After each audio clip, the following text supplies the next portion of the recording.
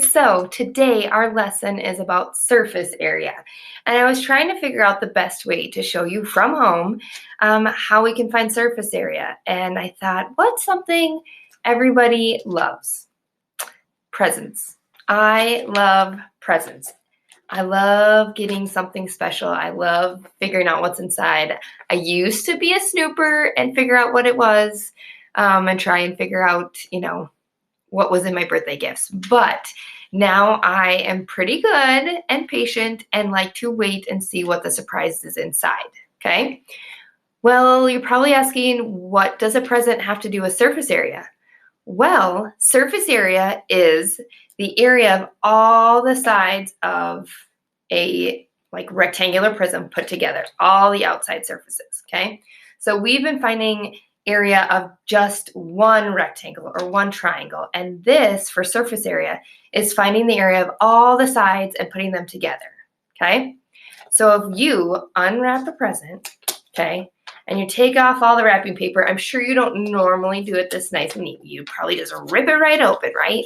Okay, but for this, I'm going to open it nice and neat because I want to show you that if you unwrap a present and you had it wrapped kind of like I did, which no one probably wraps presents like I just did, you get a net, right? This is a net. A net is the, if you cut up a 3D shape and lay it flat, okay? It's a flat 3D shape.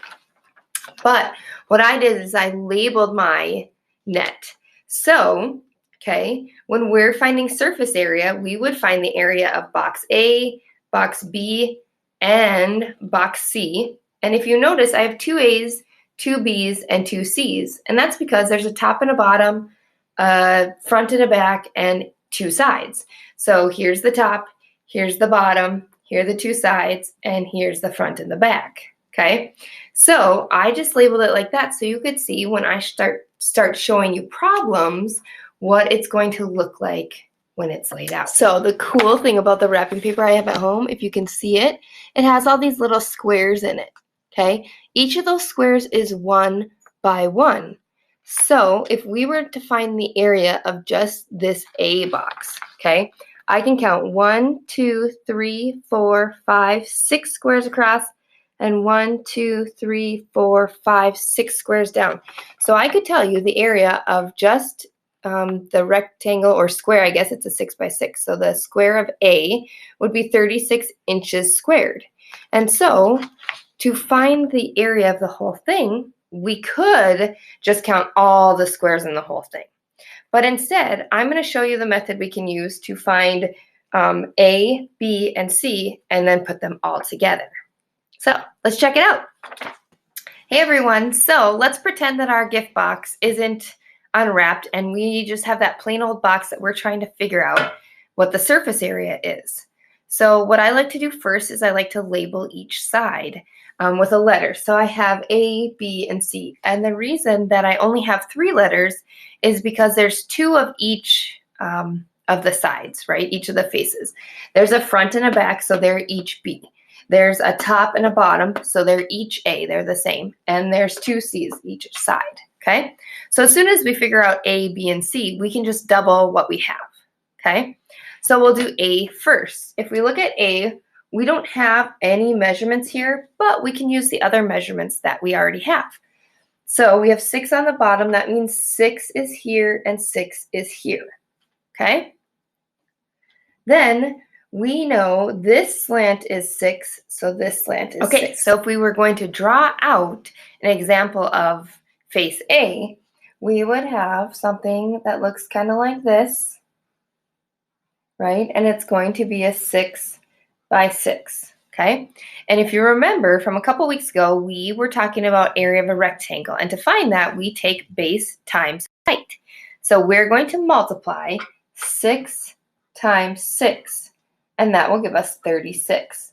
So we can tell that box A, okay, or face A is going to be 36 inches squared. Okay, now we'll move on to box B. So box B is already labeled for us. We have a 6 and a 3. So we can actually just draw that out. We have a base of 6 and a side of 3. So to find the area of that, we're going to take 6 times 3, which equals 18.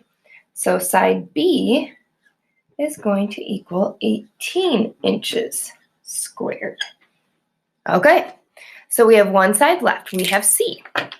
And I like to use different colors just because I like to color coordinate, and I think it's easier to tell each side from the other. So C is another box, and that one is actually also a 6 by 3, okay? So if we take base times height, we have 6 times 3, which equals another 18. So C equals 18 inches squared, okay? So we have 3 of our 6 sides right now.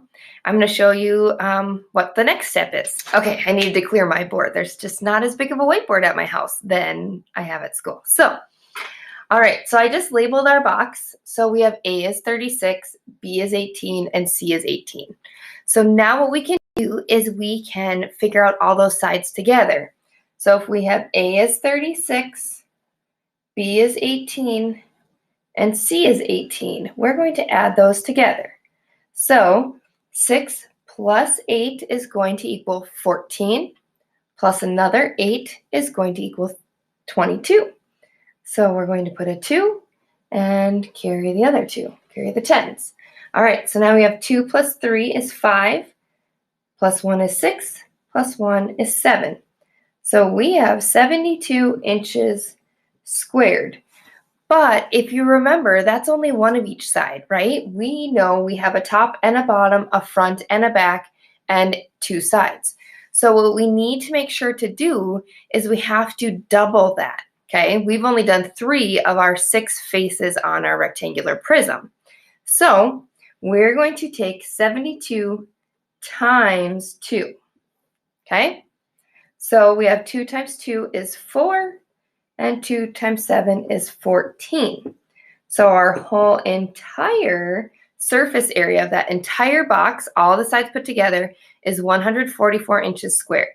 If you're having a hard time with multiplication, you could also add it twice, right? Multiplication is repeated addition.